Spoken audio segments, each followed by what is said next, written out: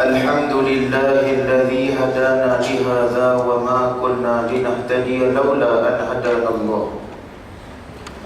أشهد أن لا إله إلا الله وحده لا شريك له، وأشهد أن سيدنا محمدا عبده ورسوله، ونصلي ونسلم على هذا النبي الكريم سيد المرسلين وإمام المتقين، وعلى آله وأصحابه ومن دعا بدعوته وتمسك بسنته إلى يوم الدين. أما بعد، أيها المؤمنون اتقوا الله، أوصيكم وإياي بتقوى الله فقد فاز المتقون. Kasih kepada Fadil Kekanda selaku pengerusi majlis yang saya hormati, Tuan Pengerusi Surau Barisan Ahli Jawatan Kuasa, Ashabul Fadilah, Tuan-Tuan Imam, pegawai-pegawai surau, muslimin dan muslimat, para asatizah yang dirahmati lagi dikasihi oleh Allah Jalla wa'ala. Alhamdulillah kita bertemu pada malam ni dalam kuliah maghrib kita, insya-Allah, yang kita akan membicarakan berkaitan dengan khazanah. Khazanah ni bukan yang kita faham khazanah nasional ke, bukan. Khazanah adalah satu perkara tajuk tu kontroversi sikit tadi, pakat-pakat di SMS. Apa dia yang Ustaz nak cakap ni? Saya nak cakap tentang apa yang Allah Ta'ala sediakan di atas muka bumi Allah Jalla wa'ala ini. Kalau kata kita rujuk daripada sudut perkataan khazanah itu, pelbagai ulama memberikan ta'rifan yang pelbagai kepada menjelaskan daripada makna hakikat kepada khazanah. Maka secara ringkas yang kita boleh ambil daripada khazanah ini adalah satu perkara yang mana yang telah dikurniakan oleh Allah Subhanahu wa Ta'ala itu sebagai satu rezeki, sebagai satu hadiah kepada seluruh umat manusia untuk diuji dengan perkara tersebut, sama ada dia nak membawa diri dia ke syurga atau nak membawa diri dia ke neraka Allah Jalla wa'ala. Itu sahaja yang kita boleh ambil sebagai ringkasan. Sebab kalau kata kita rujuk perkataan khazanah ni, banyak perbendaharaan daripada sudut material kebanyakannya. Yang kita faham daripada sudut bahasa Melayu punya khazanah ni, dia lebih kepada sudut material. Tetapi daripada pandangan syarak, dia meluas lagi. Apa sahaja kurniaan yang diberikan oleh Allah kepada kita, itu dianggap sebagai khazanah yang sangat-sangat besar, yang bakal dipersoalkan oleh Allah Azza wa Jalla. Maka sebab tu apabila kita lihat hari ini, saya pun tak tahu pasal apa imam kita punya duk baca juzuk juzuk 3 kan, daripada surah Al-Baqarah. 2 pun ada, 3 pun ada, daripada maghrib, daripada kita punya salat Jumaat tadi sampailah kepada salat fardu maghrib ni. Asal tak tahu lah dia baca apa kan. Cumanya yang dia baca ni ayat berkaitan dengan Nabi Allah Ibrahim alaihissalam. Tadi dia baca waktu Jumaat tadi, antaranya waktu Nabi Allah Ibrahim sedang sibuk menilai di mana dia nak mencari ketuhanan yang sebenar. Tuhan itu apa dia? Sampai Allah Ta'ala kata kepada Nabi Allah Ibrahim, untuk kamu nak membuktikan bahawasanya lebih keyakinan kamu. Bukan Nabi Ibrahim tak percaya kepada Allah, bukan dia tak yakin kepada Allah Subhanahu wa Ta'ala, dia yakin. Cuma dia sebagai seorang Nabi, dia perlukan bukti yang lebih kukuh, bukti yang lebih kuat, evidence yang lebih hebat.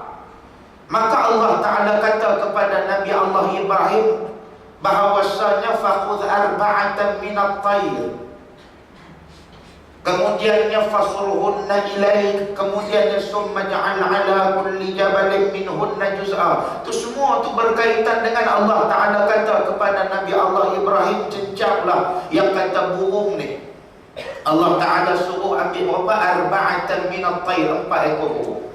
Satu riwayat kata 4 jenis burung. Tapi tak kisahlah, yang paling pentingnya apa dia? Dicincang. Kemudiannya thumma da'uhunna, maka lepas daripada kamu dah cenja, letak di tempat yang berasingan. Pasal dia berbicara tentang soal ketuhanan, menghidup dan mematikan. Maka dia sebagai seorang Nabi, sebagai seorang Rasul, memerlukan kepada keyakinan yang tinggi untuk dia cerita kepada umat-umat dia, kepada seluruh apa yang telah diwajibkan kepada dia untuk disampaikan. Maka sebab itulah Allah Ta'ala kata lepas daripada kamu cincang dia, maka thumma da'uhunna, maka kamu seru mereka, maka mereka akan sampai balik kepada kamu. Maka peristiwa ini dirakam di dalam Al-Quran. Tadi pula Maghrib tadi pun dia baca juga dalam juzuk yang ketiga, awal Maqra' yang pertama. Apa dia yang Nabi Allah Ibrahim kata kepada yang dikatakan mulk, iaitu raja, kepada Namrud. Namrud ni satu raja yang cukup sombong. Dia dapat pelbagai nikmat, dia dapat pelbagai daripada sudut pengaruh, daripada sudut pangkat, daripada sudut harta, kekayaan melimpah ruah. Tetapi Namrud dia sombong dengan Allah sampai Nabi Allah Ibrahim kata qala ana uhyi wa umit. Waktu Nabi Allah Ibrahim kata bahawasanya Allah Ta'ala ni boleh menghidup dan matikan manusia, dia pun kata boleh juga tu. Dia kata qala ana uhyi wa umit, aku juga boleh menghidup dan aku juga boleh mematikan manusia. Tuan-tuan tahu Namrud hak bodoh-bodoh cerdik ni dia buat macam mana? Dipanggilnya dua orang hamba tawanan dia, seorang dipancung kepala, seorang lagi dibiarkan hidup. Maka itulah ta'rif bodoh-bodoh cerdik Namrud ni tadi. Dia kata itu adalah hidup dan mematikan. Itu bukan hidup dan mati, itu nama dia bunuh dan melepaskan. Itu beza tu. Sebab tu hari ni apabila berbicara tentang soal khazanah yang Allah Ta'ala keluarkan kepada kita, bukti yang kata burhan daripada sudut apa yang Allah Ta'ala berikan kepada kita telah pun jelas.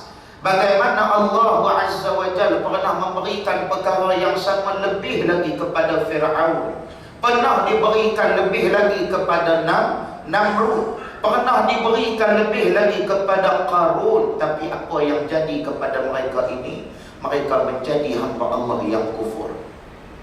Tetapi ada manusia yang Allah Ta'ala berikan kekayaan melimpah ruah, seperti mana kepada Sa'ad ibn Rabi', seperti mana Allah Ta'ala berikan kepada Abdurrahman bin Auf, seperti mana Allah Ta'ala berikan kepada Abu Bakar As-Siddiq. Tetapi mereka ini menjadi hamba yang semakin dekat dan semakin kuat serta semakin tinggi keyakinan mereka kepada Allah. Maka pada malam ni di mana kita? Maka pada malam ni siapa kita? Adakah kita di sebelah pihak Namrud, Haman, Qarun, ataupun kita di sebelah pihak Sa'ad ibn Rabi', Abdurrahman bin Auf dan seumpamanya? Maka inilah yang kita kena bicarakan pada hari ini, agar kita nampak, agar kita jelas dengan setiap sesuatu yang diberikan oleh Allah itu adalah rezeki kepada kita. Tak salah, memang Allah Ta'ala hiaskan zuyyina linnasi hubbus syahawati minan nisa wal banin wal qanatiril muqantarati minadh dhahabi wal fidda wal khaylil musawwamati wal an'ami wal harth dzalika mata'ul hayatid dunya wallahu 'indahu husnul ma'ab. Allah Subhanahu wa Ta'ala berfirman kepada kita bahawasanya dengan jelas, Allah Subhanahu wa Ta'ala mengatakan kepada kita dihiaskan bagi laki-laki dan juga bagi perempuan, masing-masing ada nafsu. Inna nafsa la ammaratun bisu. Yang kata nafsu ni senantiasa suka kepada benda-benda buruk. Sungguh tuan-tuan, nafsu ni walaupun ada benda yang halal, tapi dia suka juga kepada benda yang haram. Hari ini Kerja kita di tempat kerja tu halal dah, gaji tu halal dah sebab bekerja cukup-cukup bagus. Pegawai daripada sudut pentadbir, kemudian kita tengok jadi cikgu sekolah, kemudian jadi pensyarah, kemudian jadi mekanik, kemudian jadi tukang goreng pisang, semuanya halal belaka. Tapi kadang-kadang apabila kita khianat dengan tugasan yang diberikan, maka daripada situ menghampirkan kita kepada neraka Allah Subhanahu wa ta'ala. Memang tuan-tuan buat semua kerja bagus belaka, tidak ada penafian di situ, tapi bagaimana cara kita gunakan masa kita. Maka sebab itulah apabila kita tengok balik dalam kehidupan kita pada hari ini, semua nafsu ni senantiasa suka kepada benda-benda yang dia akan membawa kita kepada jalan yang salah. Hakikat jalan yang benar itu ada. Maka sebab tu pada hari ini, kalau kata kita lihat, kalau kata kita tengok pada hari ini, Allah Ta'ala kata zuyyina linnasi hubbus syahawati minan nisa. Orang laki-laki ni Allah Ta'ala kata dihiaskan bagi dia nafsu ni suka kepada orang perempuan. Tapi ada juga hari ni orang lelaki yang suka kepada lelaki. Tuan-tuan tak pening pada hari ni, baru-baru ni lelaki berkahwin dengan lelaki, dapat anak. Saya je nak fikir sampai nak pening lah, macam mana jadi. Tak dapat. Dia tak boleh, kita nak capai benda tu, tak jadi. Saya kata orang lain kahwin lelaki dengan perempuan, tak ada anak ni tuan-tuan, berlambak-lambak yang kata kahwin tidak ada anak ni, lelaki dengan perempuan ni, tiba-tiba lelaki kahwin dengan lelaki dapat zuriat. Yang ni lah yang pada hari ni kalau kata kita tengok balik dalam masyarakat kita pun dia jadi tungging terbalik. Dalam Malaysia pada hari ni, kalau kata saya malam ni pakai baju kurung, pakai purdah apa semua, sebab yang ni tak kurang kira kena pakai purdah lah, pakai niqab elok-elok, tentu tak boleh kata apa. Tidak apa saya pakai terus, pakai telekuk, duduk belakang sama ngangkat kat belakang. Dia orang cari mana Ustaz Tarmizi ni? Malam ni ada ustazah, tanyalah ustazah. Tuan-tuan tak pening ke jadi macam tu? Sebab hari ni orang lelaki ada hak untuk berpakaian perempuan. Yang dulu ini bukan kata mahkamah kecil-kecil, mahkamah rayuan. Masya Allah. Hakim dia 2 orang Melayu agama Islam. Seorang bukan Islam tu pun jangan hidup Melayu. Hidup apa? Mau buat kari satu periuk bagi bubur kelorok bagi dia orang makan. Melayu tak guna kalau kata hidup pun mentaati dalam keadaan melawani Allah Subhanahu wa ta'ala. Sebab tu kita pada hari ini Islam, Allah Ta'ala dah sebut dah, wa raditu lakumul Islam Madinah. Islam yang dibawa pure daripada Nabi Muhammad sallallahu alaihi wasallam. Hari ini lelaki boleh berpakaian perempuan atas alasan mereka ada penyakit Gender Identity Disorder, GID. Alasan Nabi kata bagi setiap penyakit ada ubat. Betul tak? Doktor yang uruskan kes tu kata apa? Sorry, dia tidak ada ubat sebab dia penyakit psikologi. Mana boleh Nabi kata ada ubat? Tak ada ubat, bawa dekat saya. Saya ada ubat. Apa dia ubat dia? Mudah, very simple. Ekor pari. Tentang cari ekor pari, bagi tengah belakang 3 kali, confirm jadi lelaki balik. Sibuk nak jadi perempuan pada hari ini tuan-tuan. Di Pulau Pinang, kalau kata tuan-tuan pergi lah, cubalah pergi cuti sekolah tak lama bulan 3 ni. Tuan-tuan bawa anak-anak tuan-tuan turun daripada ferry, tuan-tuan turun. Ada ejaan lah, saya suka ejaan. Tuan-tuan turun daripada ferry, tuan-tuan belok belah kiri, ambil kanan. Di situ tu nama dia Chulia Street. Di situ dia panggil Chulia Street. Saya dulu tugas jadi imam di Masjid Melayu Achin Street. Masjid Melayu dengan kapitan kelik kira beradik-beradik. Kira beradik-beradik, beranak-beranak macam itulah. Jenis 786 kuarter watat yang amak. Tuan-tuan jangan duk pi tak kena pasal pi tak kena gaya dia lengkok-lengkok lagu tu bubuh rojak, orang sini panggil rojak kan. Di sana dia panggil pas semua. Tuan-tuan tahu apa dia lengkok-lengkok lagu tu 120 pun besar kalau kata bubuh apa nama ketang dengan udang. Tuan-tuan jangan buat pasal dia turun daripada syurga GST tinggi. Punya mahal mamak tu dia perkenal kita tak tahu tempat. Tadi satu saya nak pesan tips kalau kata pergi melancong ke Pulau Pinang, tolong jangan pergi kedai yang cantik-cantik. Orang kita tak reti, tak mau tanya saya dulu. Fas'alu ahla dzikr in kuntum la ta'lamun. Quran tu. Dah sungguh tuan-tuan pergi tak tahu kena gaya. Tuan-tuan kena pergi cari apa Mina? Kena pergi cari restoran yang duduk dekat longkang. Yang tikus duduk lalu-lalu kat tepi tu, gemuk-gemuk macam tu. Yang tu baru sedap. Sungguh, tuan-tuan pergi tanya dengan orang Pulau Pinang, duk pergi tuan-tuan kalau kata pergi kayu restoran batu apa ni kan, bila sebut kata macam tu kita kena faham bahawasanya dekat Chulia Street tu kalau kata tuan-tuan pergi Allah dia tuan-tuan jalan depan sikit daripada Masjid Alim Shah Waleh tu, belah kanan dia panggil Love Lane, nama lorong pun lorong cinta. Dia panggil Love Lane, belah sini dia panggil apa nama Jalan Pintai Tali. Allah. Kiri kanan ni tuan-tuan jangan risau, memang ada tunggu dah.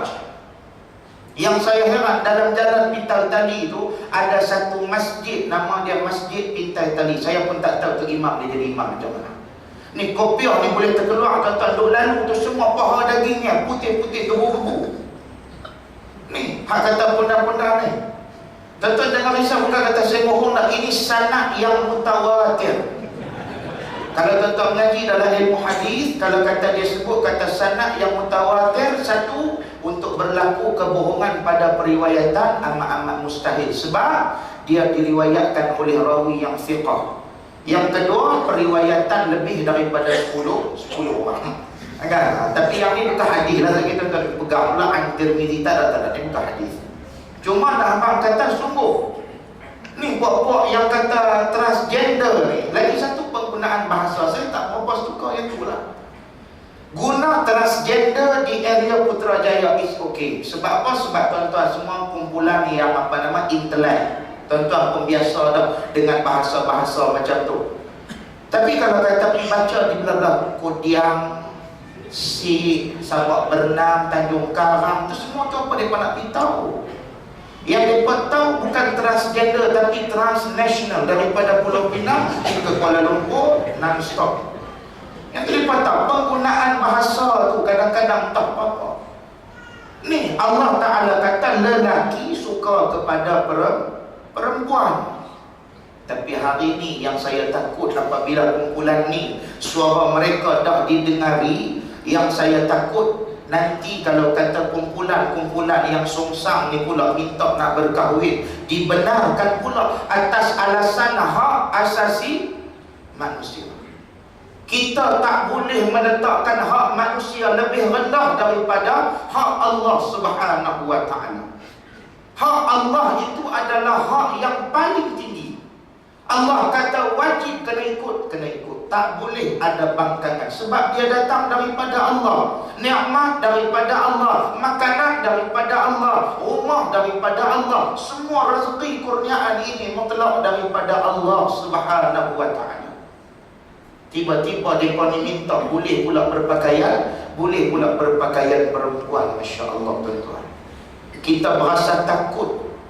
Sebab dia orang ni pejabat agama pun tak larat nak buat ambush dah. Sebab dia orang kalau kata lari tuan-tuan, tinggal kita di belakang. Jangan buat tuan-tuan, dia selok dia punya skirt tu dengan high heels punya kasut tu, kira kasut tu tinggi tu. Dia lari tuan-tuan. Allah, kita baru orang anggota dewan. Kopi goji tongkat tali tak minum hak ni. Allahu Akbar. Hak pejabat agama yang bintang pejabat agama Putrajaya bagi Afrika, pejabat agama, balai polis, hak polis-polis apa semua yang pergi ni kemudian tentu imam semua ni Allah kau Angin. Terang nak lari baru 3-4 tapak dah. Angin. Tu bila nak dapat tu? Dia orang tu lari lagi kepada kita lagi. Masuk maraton, dia orang menang, kita kalah. Sebab tu hari ni kalau kata kita tengok, yang saya paling risau apabila kumpulan lelaki minta berkahwin dengan lelaki. Benda ni tak mustahil jadi dah. Kan anak Melayu kita pun dah ada yang kahwin di luar negara sana. Baru ni di US, lelaki berkahwin dengan lelaki dapat zuriat. Dia nak jadi macam Namrud dengan Nabi Allah Ibrahim alaihissalam. Tadi Nabi Ibrahim tadi dia berhujah dengan Namrud, nampak sangat dah Namrud tu tadi bodoh-bodoh cerdiknya. Yang ni pun dia orang cuba nak menidakkan hak Allah dengan mereka nak kata lelaki pun boleh mengandung juga. Tuan-tuan tahu dia orang buat macam mana? Sebab orang lelaki boleh produce sperm, maka dia orang ambil sampel daripada dua benih lelaki tadi, lelaki A dengan lelaki B. Maka diletak dalam satu test tube, tapi air mani saja tak boleh buat apa. Dia nak berenang ke mana? Maka dia perlukan telur. Maka malam ni tuan-tuan kena bincang balik siapa yang ada telur, orang perempuan ke orang lelaki-lelaki. Sebab orang perempuan dia ada telur. Telur tu dipanggil sebagai ovary, produce ovum, we call it an egg. Telur tu dia orang beli telur tu, harga dia saya tak ingat berapa ribu US dollar. Beli. Maknanya benih tu benih mereka berdua ataupun tidak? Bukan lagi dah. Nampak sangat kebohongan berlaku di situ. Satu. Yang kedua, apabila disenyawakan, maka perlu kepada orang perempuan untuk mengandung lelaki. Tidak ada rahim, nak mengandung di mana? Kalau kata lelaki mengandung pun tak akan pernah lahir sampai bila-bila. Kan? Sebab apa? Sebab perut duk lagu tu kan? Kan? Yang tu sajalah. Dia tak boleh nak melahirkan sampai bila-bila. Tuan-tuan tahu dia orang buat macam mana pula? Dia orang upah pula seorang perempuan untuk mengandungkan zuriat mereka tu tadi. Upah pula dengan sekian-sekian bayaran. Tu yang kedua dah berlaku pembaziran dah 2 kali dah. Tiba-tiba perempuan tu pun mengandung baru ni, maka anak tu pun lahir baru-baru ni, maka nama dia sebagai ibu tumpang. Dan anak tu pun lahir, dia orang bagi kat apa nama? Dekat bapak-bapak dia diorang pula. Anak tu diberikan nama dia Melo. Saya pun tak tahu, saya pun tak tahu Horlicks ke Ovaltine ke. Kenapa Melo? Why? Kenapa mesti Milo? Mungkin ayah seorang Nescafe, seorang Kopiko. Kita pun tak tahu pasal apa. Dia jadi celah sampai macam tu dalam masyarakat. Sebab Allah Ta'ala dah kata dah, orang lelaki akan suka kepada orang perempuan. Jangan menidak lagi dah. Ada pula orang tanya dalam Quran pula. Dia orang tanya orang perempuan dalam kuliah muslimat. Dia tanya dengan si ustaz. Saya nak tanya dengan ustaz. Kami cukup tak puas hati. Kenapa dalam Al-Quran selalu sebut tentang bidadari?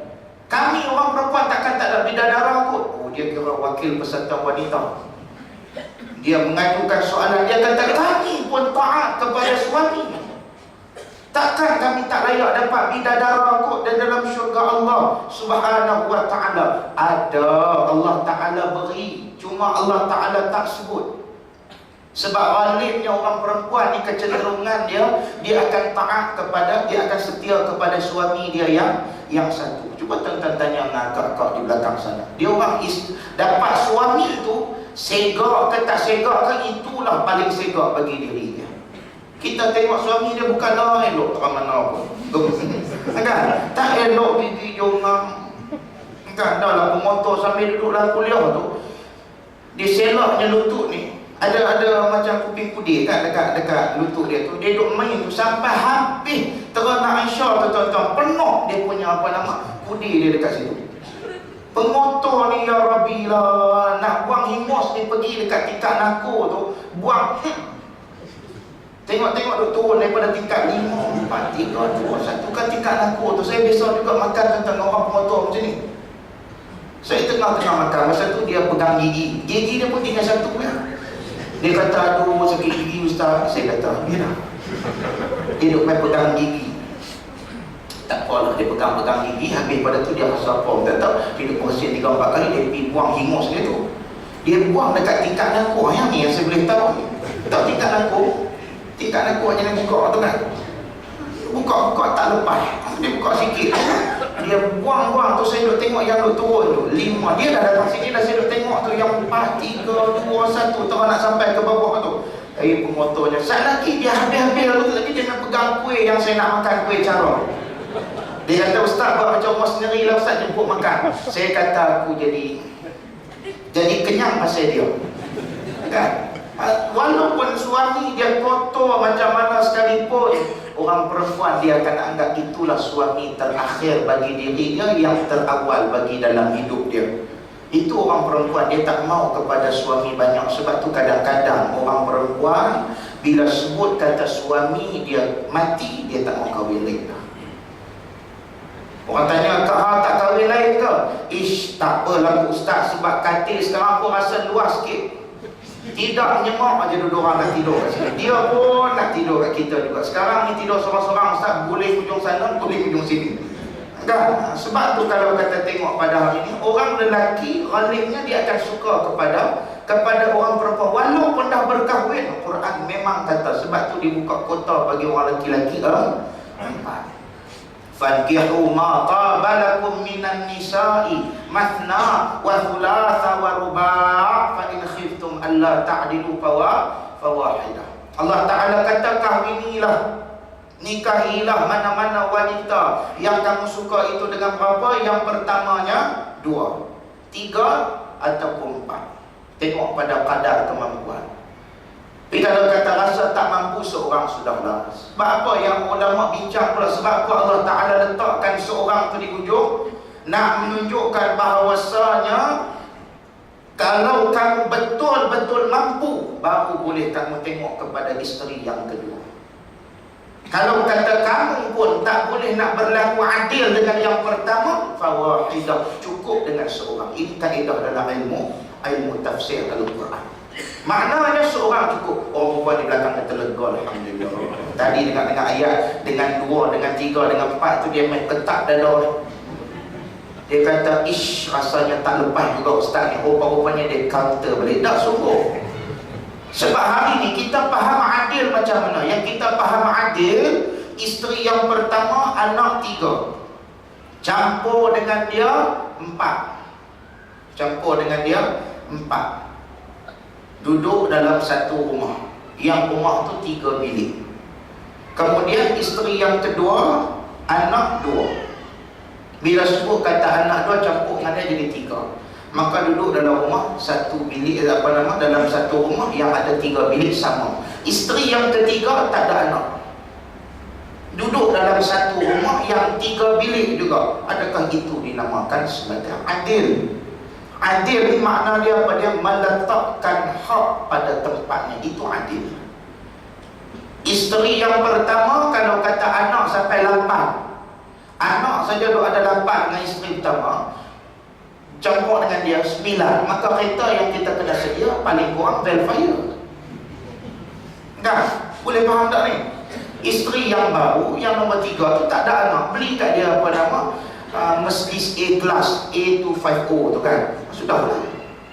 Setakat tu, ala kadar setakat mana yang kita mampu untuk diri dia. Bukan kata semua, kalau kata seorang beli Velfire, semua kena beli Velfire. Dia tak ada keperluan untuk Velfire tu. Tu yang kata adil. Adil ni kena buat satu kuliah lain pula lah.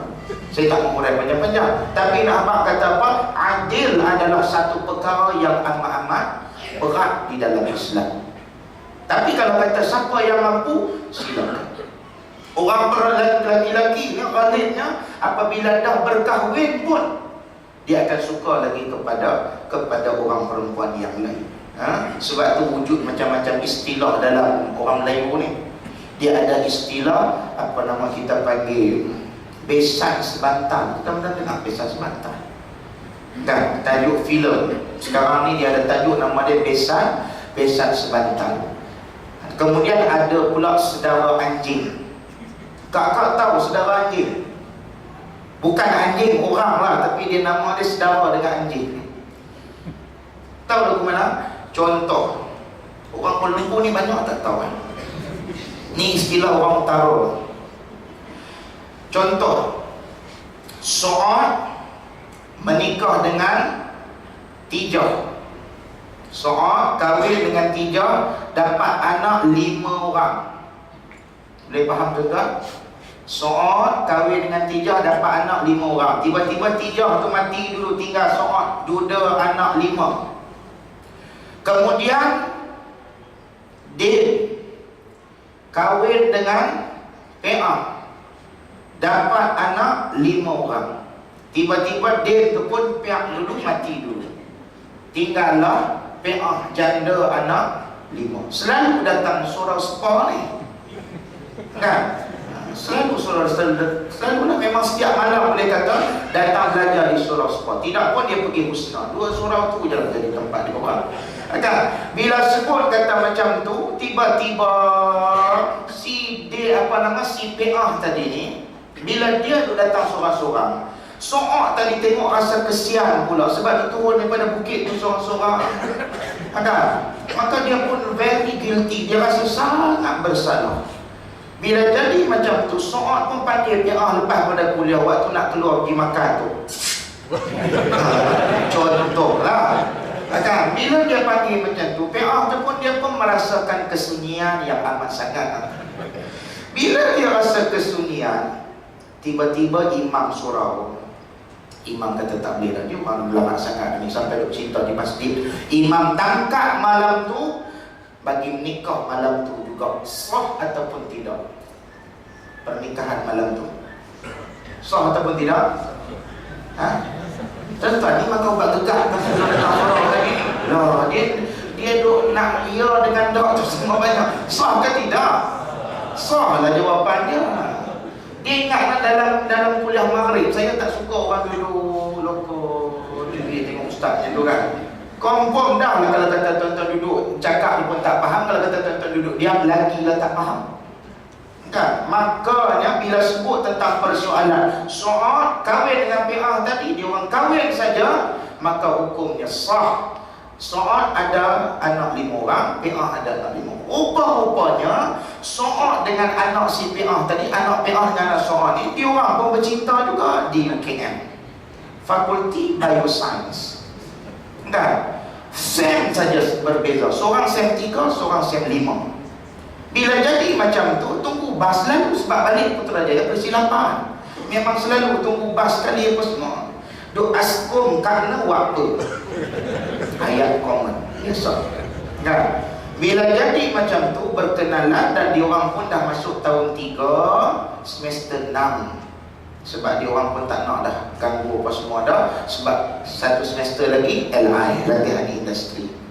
So diorang pun beritahu dengan mak ayah, mak, kami dah nak kahwin dah, boleh ataupun tidak? Sebab mak ayah dia orang dah kahwin dah pada saat tu, dia orang dah jadi beradik-beradik. Boleh tak dia orang kahwin? Ya? Boleh ke tuan? Boleh tak? Akak-akak boleh? Mak ayah dia orang dah kahwin dah tak? Itulah nama dia besan sebantal. Kenapa bagi besan sebantal? Sebab dia orang dah berkahwin, jadi besan tu mak ayah tu. Boleh faham tak? Sebab dia orang tidur satu katil mak ayah tu tadi. Cuma bukan besan sebantal, actually besan 2 bantal. Mana ada orang tidur besan sebantal? Bohong ya tuan-tuan, mula-mula kahwin dia. Tapi kalau kata dah jalan umur 40, seorang minyak kayu putih, seorang tai kebab, minyak cakapak, pergilah jauh-jauh ayahnya pun busuk kan? Maka berkeling macam tu. Bila jadi macam tu, maka itulah nama dia besan sebantal. Sebab Su'ad dengan Pe'ah tu sekarang dah jadi besan, sebab anak dia orang dah kahwin. Tiba-tiba Pe'ah dengan Su'ad ni pun kahwin juga. Bila sebut kata kahwin-kahwin, Su'ad 73, Pe'ahnya tadi 68. Pantang sentuh jadi, saya kata apa nama? Sentuh saja jadi, saya kata jadi, saya sentuh. Dan bila sebut kata lebu tu, maka mengandunglah Pe'ah. Umur 68. Sebab orang laki-laki ni, orang kata lagi mana boleh angkat motor tu, kira boleh lagi tu. Sebab menopause. Am I right? Itu menopause. Bila sebut kata lagu tu PA ni, dia pula makan pil hormon apa kita tahu kat dia. Bila sebut kata lagu tu, dia pula mengandung. Pergilah PA ni bawa buku merah ke klinik Putrajaya ibu dan anak. Kena syarah diagnos tu 3 jam setengah. Sebab isteri kita kalau kata bawa buku umur 40 pun tuan-tuan, kena marah dekat tengah 2 jam. Tambah yang ni 68, dekat masuk kubur dah. Maka dia kata, Mak Haji, lain kali beringat sama nak jadi apa pun. Nak beringat macam mana ni Tok Lebay cokong ni duk ada ni. Suami dia duk ada, takkan dah tengok cokong apa tu saja. Maka dapatlah anak seorang, nama dia Faizal contoh. Faizal tu dengan anak PA janda tadi ni, kan anak dengan PA kahwin dengan dia tadi ni, maka dia orang nama dia saudara anjing. Saya pun pening, siapa bagi saudara anjing? Bagilah saudara kuku-kuku ke, belalang ke. Kenapa mesti anjing? Tapi itulah istilah Melayu kampungnya. Tuan-tuan kalau kata pergi ke kampung-kampung, ini adalah istilah-istilah dia. Kan? Sebab fitrah Allah Ta'ala jadikan orang lelaki suka kepada orang perempuan. Maaf, muskilah, tak ada masalah. Baik, kemudian Allah Ta'ala kata lagi bahawasanya kami jadikan kepada mereka lagi daripada juzuk wal bani, suka kepada anak pinak. Orang lelaki dengan orang perempuan. Yang lagi suka anak adalah orang perempuan. Orang perempuan yang ghalibnya dia mesti suka kepada anak. Tuan-tuan cuba, ayah menangis dengan anak menangis, rasa-rasa ibu tu pergi kat siapa? Dia pergi dekat anak, confirm. Tuan-tuan menangislah sampai sampai kiamat pun. Nak nestem. Tuan-tuan nangis nak nestem ke, tuan-tuan nangis sampai mata darah pun dia takkan datang kat tuan-tuan. Sebab dia sayang kepada anak lagi. Sebab tu siapa yang kahwin tak ada anak, syukur pada Allah. Sebab isteri masih tengok kita. Kan? Kalau kata yang dapat kira kahwin-kahwin tu dah mengandung menantu, siap lah. Dia dapat anak nombor 2, nombor 3. Makan kita semua pergi ambil sendiri lah. Silat-silat pun makan dengan bibik je. Kan? Nak makan gapo bewe tu mat wajib muttasil 6 harakat apabila berhenti. Kan? Itu yang kata. Sebab tu kita pada hanya orang lelaki-lelaki dia kurang dengan anak. Jaranglah orang lelaki-lelaki ni dia pergi mana pun dengan anak tu, jarang. Kebanyakannya ada lagi ibu. Yang ketiganya Allah Ta'ala juga kata orang perempuan dia suka kepada apa? Daripada sudut az-zahabi wal fiddah, daripada sudut mah dan perak. Barang mah. Tuan-tuan kalau kata bergaduh-gaduh dengan isteri ni, balik apa nama habitual, confirm seronok balik. Kan? Tapi jangan beli Zulian sudah lah, balik dia kita. Kan? Sebab tu orang perempuan dia suka kepada barang. Orang lelaki suka tak suka. Orang lelaki suka kepada wal khail, kepada kuda-kuda yang bertanda. Tuan-tuan suka kuda tak? Bukan kuda kereta lah, bahasa Quran memang dia kata kuda, tapi kenderaan yang berjenama tu maksud dia apa dia? Kenderaan yang berjenama pada hari ini. Saya bagi dekat tuan-tuan Toyota KE20. Dengan saya bagi dekat tuan-tuan apa nama Porsche Cayenne. Rasa-rasa tuan-tuan ambil yang mana? Ada setengah orang dia jawab dengan jujurnya, saya nak ambil KE20. Saya betul-betul punya pembohongnya juga. Kan? Sebab orang lelaki-lelaki dia mesti suka kepada kereta. Dia beli tu Saga BLM saja, dia modify sampai jadi ala-ala Subaru.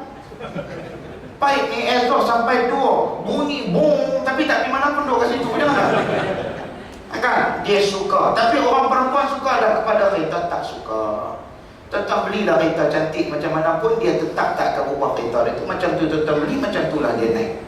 Kan? Sebab apa? Sebab dia akan buku pun 4. Yang pertama kotak tisu. Kan? Yang kedua flip flat. Yang solar. Kalau kata solar tak ada, dia tengok kita mana-mana. Yang ketiga akan ada di belakang bantai 2 biji. Dan yang keempatnya ada apa?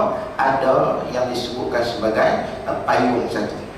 Mesti ada. Kereta orang perempuan mesti ada payung. Orang lelaki jarang ada payung. Sebab tak suka.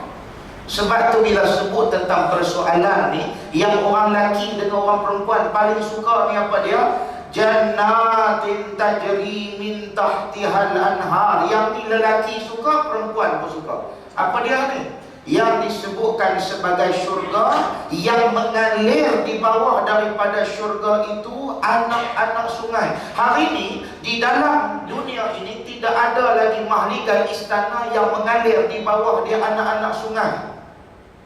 Tapi di syurga Allah Ta'ala kata jannatin tajri min tahtihal anhar. Dan Allah Ta'ala kata nikmat di dalam syurga itu ma la ainun ra'at wa la uzunun sami'at wa la khatara ala qalbi bashar. Itu janji Allah Subhanahu wa Ta'ala.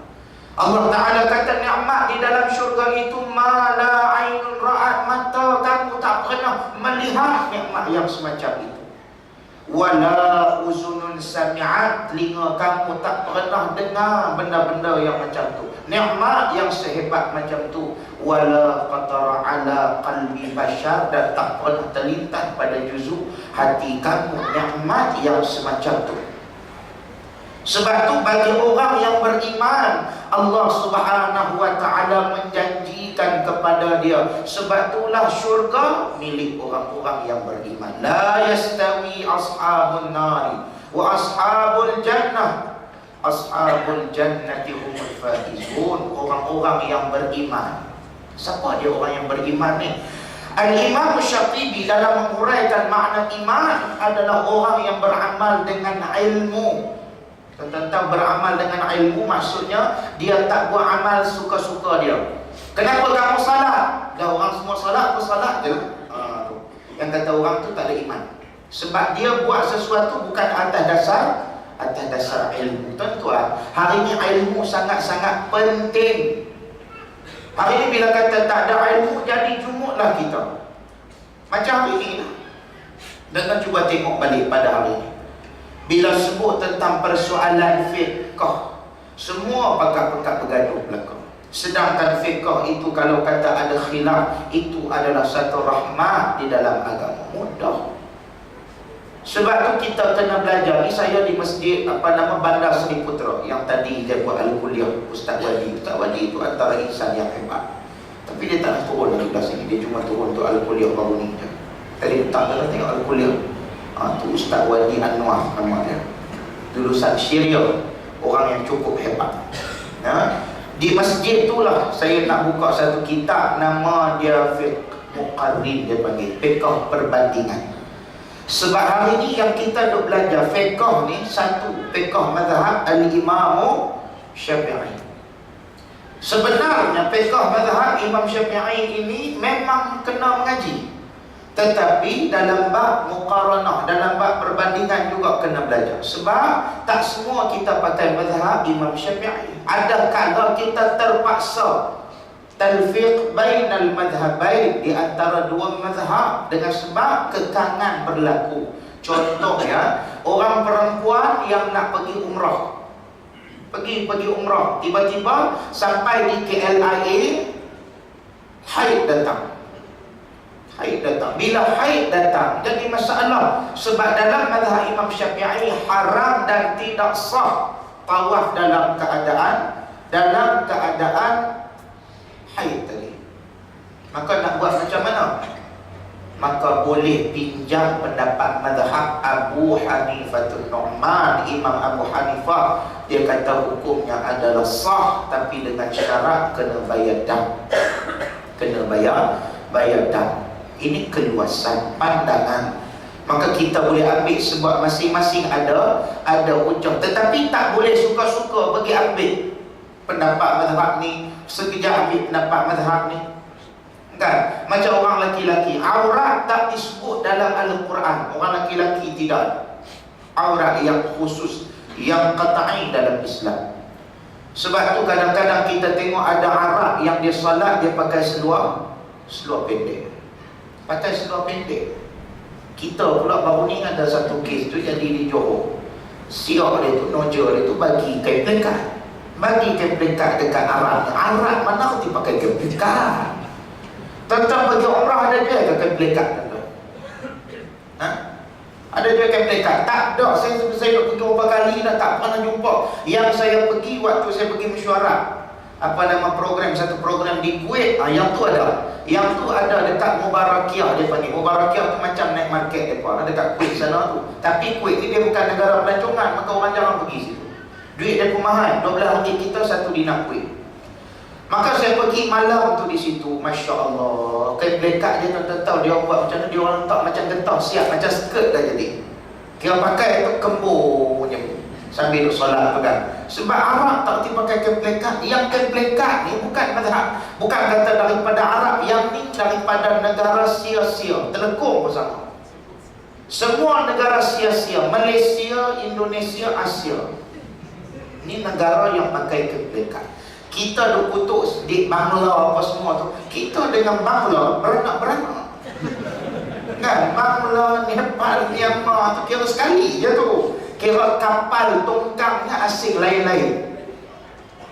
Sebab tu jangan duk kutuk ni, kita pakai keplekat ni jangan duk kutuk. Kita pakai ikut dia orang tu. Makanya bagi ke Arab tak reti pakai keplekat. Dia tetap salat pakai seluar pendek. Sah tak dalam mazhab dia? Sah. Kerana dalam pendapat mazhab Syafi'i dan Hanafi, aurat orang lelaki pusat sampai lutut. Aurat dalam mazhab Maliki dan Hambali adalah kemaluan hadapan dan kemaluan belakang. Maksudnya paha tu sah tunjuk dekat orang. Boleh faham? Sebab tu dia orang pakai seluar pendek. Maka kita tak payah nak bergaduh dengan dia orang. Ini yang kata fake, yang kata luar. Dua-dua berpegang kepada hadis Nabi SAW. Ini keluasan. Yang baru ni ada satu ajaran sesat di Pulau Pinang. Tuan-tuan tahu dia kata apa? Siapa yang salat pakai seluar hukumnya adalah fasik. Ni ada pakai seluar mana ni? Fasik belaka. Yang beriman macam saya, pakai jubah, pakai keplekat. Stupid. Benda bodoh dalam agama. Habis tu ulama-ulama di Tashkent, di Uzbek, kalau kata tuan-tuan naik Uzbekistan Airways, dia akan turun di Tashkent. Tuan-tuan pergi dekat Tashkent, dekat area Uzbek apa semua tu, ulama-ulama ni bukan pakai jubah nipis macam saya ni. Sebab negara sana sejuk, maka dia orang pakai blazer, dia orang pakai bukan blazer, dia pakai jenis coat. Kan, jenis apa nama ni, yang jenis sejuk punya. Dia orang pakai seluar, dia orang tak pakai macam kita pakai jubah apa semua ni. Sebab tu kata Syekhul Islam Ibn Taymiyah, bila merujuk tentang sunnah berpakaian adalah pakaian yang diletakkan bersesuaian dengan tempat dan masa. Boleh faham tak ni? Tuan-tuan nak pergi pejabat kan, pakai jubah, itu tidak sunnah. Sebab apa? Sebab etika pejabat, dia mesti kena berpakaian baju kemeja, pakai baju batik contoh dia, ataupun pakai baju Melayu ikut baju kebangsaan. Tuan-tuan nak pergi bendang pakai jubah, nampak macam warak, tapi itu tak cerdik namanya kan. Macam orang pakai serban naik motor lah. Pakai serban naik motor, dikalinya itu sebagai sunnah Nabi. Kalau kata jatuh aksiden, tak dapat pahala syahid. Sebab apa? Sebab bila sebut tentang persoalan serban itu, dia tidaklah diguna pakai ketika mana waktu di dalam perang. Baginda Nabi SAW pun meletakkan pada tempat, ada kalau Nabi pakai baju besi. Nabi tak pakai jubah macam kita ni 24 jam. Maknanya